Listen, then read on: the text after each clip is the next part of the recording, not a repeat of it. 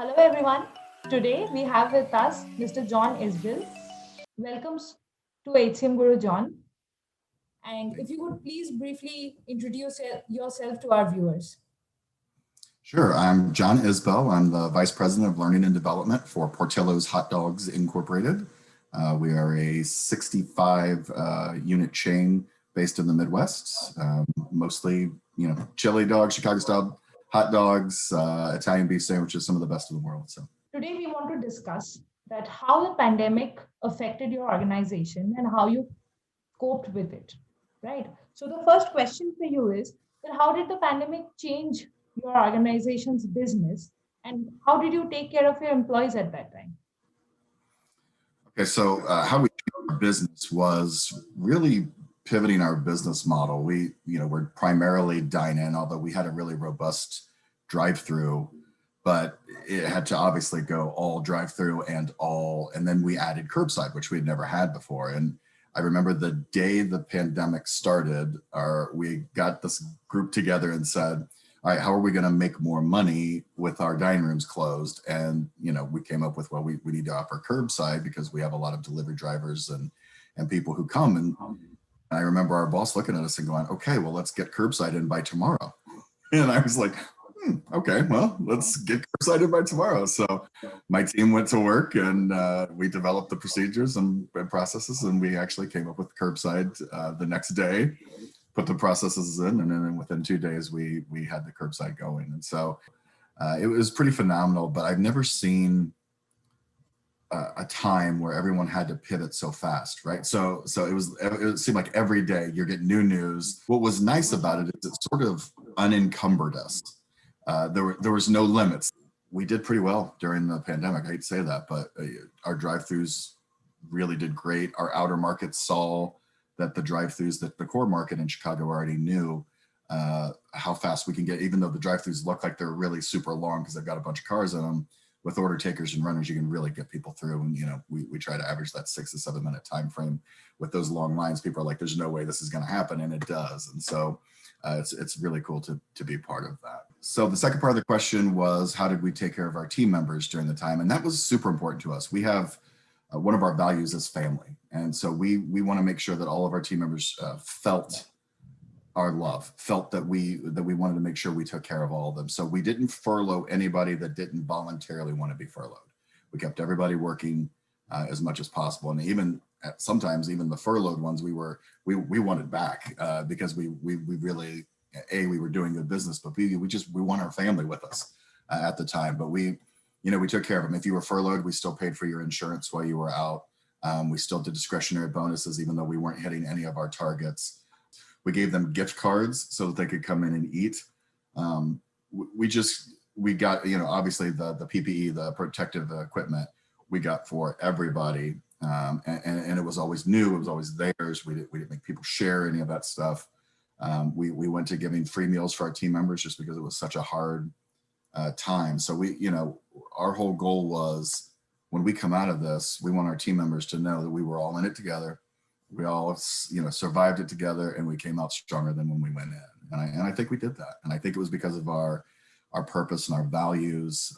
We really try to live those. There's only 4 of them, so it's not like there's a bunch to remember. It's, so we got everybody together and said, and our CEO, Michael Lasan, who's phenomenal, and he said, I want to take care of everybody. Let's make sure that in the first and foremost of everything we do is our family members, because when we take care of our family, they take care of our extended family, which is our guests. So, Right. That's really nice to hear, given that the restaurant business really took a hit during the pandemic. And in the initial days, it was completely uncertain. And like, congratulations on that, achieving that feat. Seriously. Thank you very much. And that brings us to a second question. What would you say were the training interventions that really worked for you to prepare your employee base to tackle the pandemic? And how ready were you for the implementation, or were you not ready and you just took the drive? How did you manage? Well, I think we were kind of ready. We already had pretty robust training programs, but we what we found was we needed to be pretty quick with putting out new videos a lot, right? So how do you wear the protective equipment? How do you talk to guests with masks? So there was materials that obviously you could never be ready for. And what we figured out is, we don't have to be perfectionists. It's the old, don't let great get in the way of good. We were fast, I think is the best thing to say, is we were pretty nimble. We had to continually make new guides for whatever the change of business model was going to be. And we changed several times over those several weeks. So it was a lot of long hours and it was a lot of effort to put into it. But I think that speed and the flexibility, and I think the flexibility of the organization made the flexibility of the learning and development team go, we better keep up or else we're not going to, be able to survive this. And so the iPhone really became one of our best friends, quite frankly. Right. So agility really worked for you. And something else, some technological intervention that really worked during that time, which you had not thought of earlier, maybe? I think what we started to see was where AI could change the face of everything that we do. And so we started to investigate it. We're getting ready to utilize more of it. But what we've seen is, if this pandemic happened, a pandemic can happen at any time.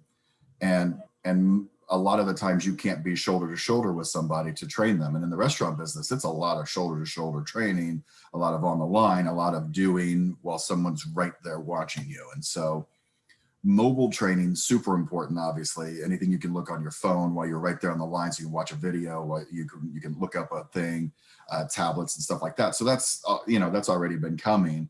But I think AI will change what we do, because you can build muscle memory with AI. You can actually set up a line. You can do that, and you can watch your hands build sandwiches, and you can get that repetition and that muscle memory without actually being on the line. And so I think once it gets a little more affordable, it's still a technology that most people are like, AI, that sounds like space age stuff. But it's just, once you get that technology a little more affordable, the equipment a little bit more affordable, I think it will be a game changer. And I think it will change the way almost every restaurant company does it. You don't have food costs that you're wasting. You don't have, practicing on the guests. You're literally, you can put yourself in that environment, build the muscle memory without ever actually being on the line. And so when you do get on the line, it just comes second nature. And I'm sure I I'm going think to get that's a message out there for the people who are developing the AI technology for learning. And that Yep. very smoothly brings us to a third question. How do you think the L&D domain has changed during the pandemic? And has it changed for good, or is it just a short term thing? How do you think the last year is going to impact L&D? I think it's changed us for good. And I've been doing this for a long time. I'm old, as you can tell, but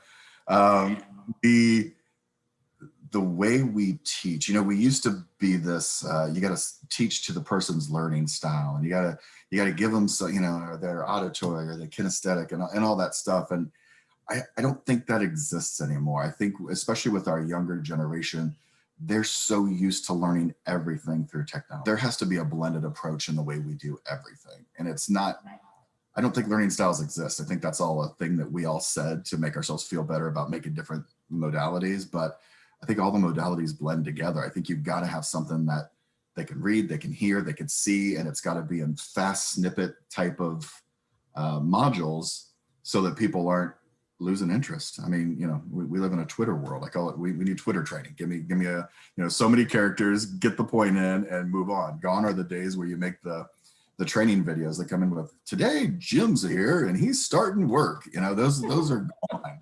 But nobody wants to see those, and they'll make you laugh if you do, or they're just so corny. So I think let's get to the point. Let's find ways to get little chunk pieces of information to people. Let them practice, get back to the chunks, let them practice. And I do think the AI is going to be just giant. I mean, you think of the different industries out there, industrial, all of them, they can all benefit from AI once it gets to the point where everyone can have it and use it. Right. Thank you so much, John. Thank you for sharing your experiences with us. And I'm sure the viewers are going to find your interview extremely interesting. I must say, you're one of the most entertaining guests we have ever had. Thank you so much. Thank you so much. I had a ball. Thanks for having me.